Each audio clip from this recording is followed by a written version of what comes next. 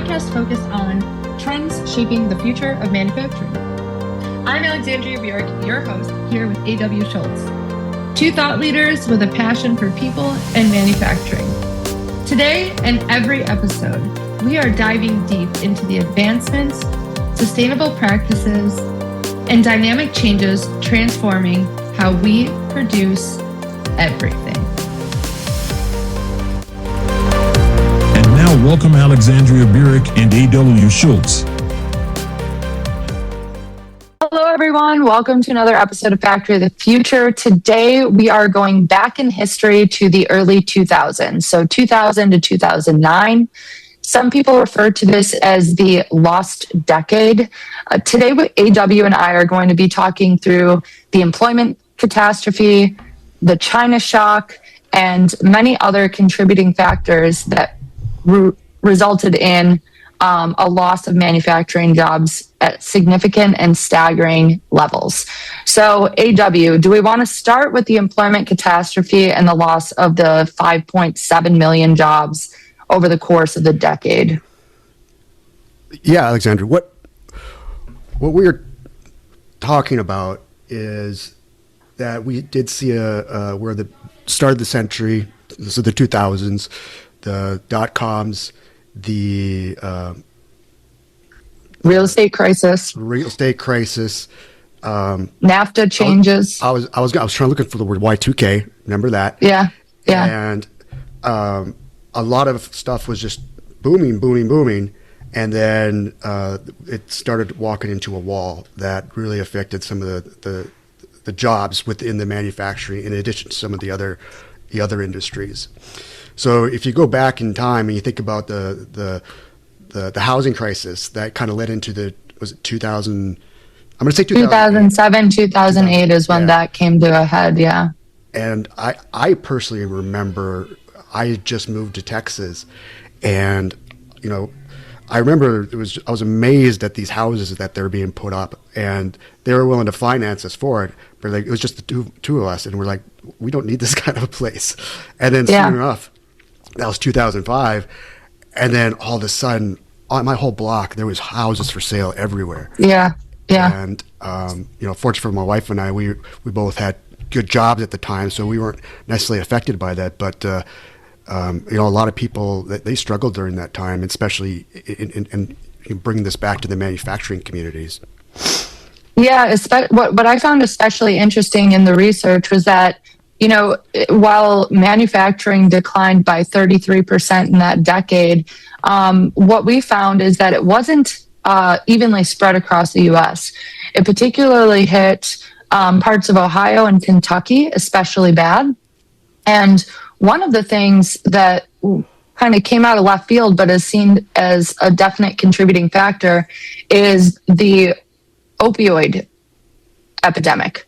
So what we saw was that as in parallel to what was going on globally with manufacturing, domestically with manufacturing. So globally, we're getting the World Trade Organization. China's rising up on the map and soon to take over throughout the course of the decade. We've got policy changes coming politically, where we're opening up NAFTA, which was supposed to reduce the cost of things and improve the lives of Americans, which clearly didn't necessarily translate. And then you've got this other silent and the beginning of an opioid epidemic, which all contributed to this loss of jobs in manufacturing. I feel like it would be interesting to start talking about what people are calling the China shock. So what I'm seeing is that between 1991 and 2007, the value of imports from China increased 1,156%. 1,156%, which is it is just absolutely staggering. And the particular set of industries that this affected most are things like textiles, furniture, and home electronics. So this really took a lion's share of the manufacturing away from the U.S. economy, away from the U.S. manufacturing workforce, and transferred that wealth across the globe. Now the U.S. Americans who were working in these jobs before are now jobless. And as we mentioned, that really ended up kind of hitting hard in like what you would say is probably the border between the Midwest and the South. So Ohio, Kentucky, and especially places that focused on metals. Basically, it had negative effects on local employment rates, the number of hours worked. So where somebody might have been accustomed to, living on overtime wages, those hours went away, and even the rates declined. What is also interesting, and I think AW and I will have a bit of a conversation around this.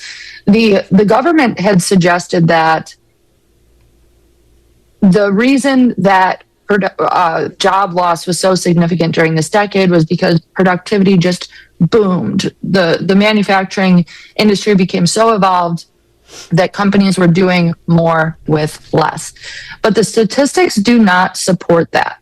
So essentially, we increased, the companies in Washington were saying that we increased productivity, but really it was not in parallel to or what we would expect the productivity increase to be with the job. Like it did not, the stats do not add up. And so it suggests that there's actually a lot more going on other than just some increase in productivity due to technology advancements. And as AW and I were preparing for this, we were kind of perplexed by this statement and this idea. So in earlier years, we saw productivity increase maybe 50 to 60%, but employment declined only 3%. In this decade, productivity declined by 33%, employment declined by 33%, but the productivity gains were maybe less than a percentage in what we found. So what that points to is really just this increasing globalization concept, NAFTA having contributing factors, and then the silent opioid epidemic attacking the manufacturing population. So, AW, pick your inputs here. I want to go back to the China shock. Yeah. And you remember our guest Renan? Yeah. I was talking a lot about China, and I'd be interested in his perspective on it. Again, with some of the other guests that have got a lot of experience in how things have transferred over. And I think we want to put a pin in what you just talked about. And when we bring other guests on, to get their kind of perspective on it, because it doesn't support what was being said and what was being the reality of it. But I go back to the China shock, and somewhat what was being relayed to me over the years is, the China government was really subsidizing a lot of these manufacturers to get them moving, especially in the textiles and the furnitures and some other things, to get them making stuff cheap to be to compete with the U.S., which we couldn't do be competitive in the pricing market, which as of today, it's shown to pay off from what we're seeing, but what we see and what is actually reality might not be the case in this. But that was China was not that strong back then, and we look at it today. Going back to your opioids discussion, pandemic, epidemic. I honestly thought it's been around for a while. I kind of thought it became more prevalent in the last 10 years where, it was relevant. It's just now organizations are taking it more seriously, and others have become more accountable for it. But I think that problem stuck around for, maybe 20 years, where, and I guess it's not solved at this point, but now it feels like there's actually something that's being done about it. Yeah, I would say the opioid epidemic turned into the fentanyl epidemic, right? It just changed. The problem is the same, if not worse. It's just that the substance has changed over time. I was surprised to find out that the opioid epidemic began in the early 2000s as well. I thought that came on the scene later. What is interesting to me is that there's some conclusion to be drawn from a rising opioid use and deaths basically, and how that also could be driven by these demand factors. So there's an increased supply of opioids. There's people who are losing their jobs and feeling, probably hopeless, struggling to pay their bills, maybe losing their house because that was going on then.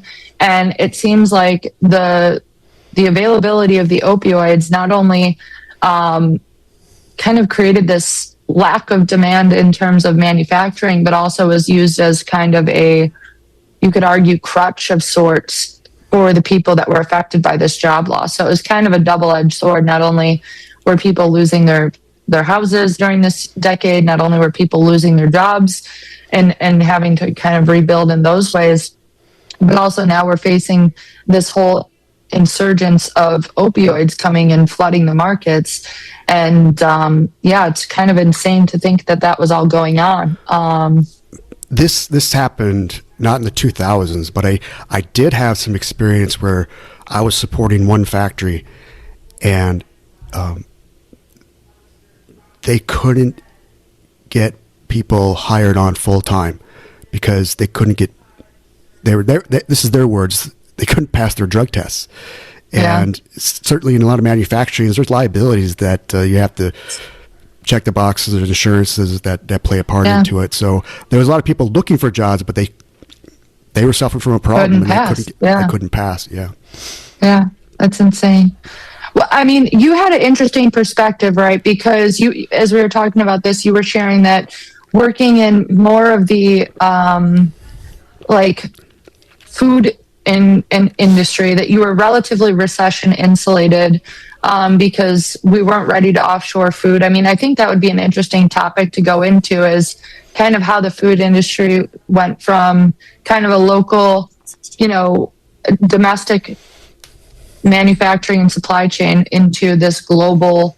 I mean, we hear all the time about basically chickens being shipped to China to be processed, to be returned to the U.S. and all this other stuff. And I think that would be an interesting podcast in and of itself. But why don't you share what your experience has been in the food industry during this time, and what some of the things, that were being discussed, whether it was on the factory floor or in the boardroom, that you had insight to during that time? Well, so the 2000s represents my start of my professional career, and I started as a supervisor at a meat processing plant. It wasn't kill, but it was meat processing. And like I said earlier, that the first part of my career was primarily in the foods industry. So I didn't necessarily see a lot of these jobs. Well,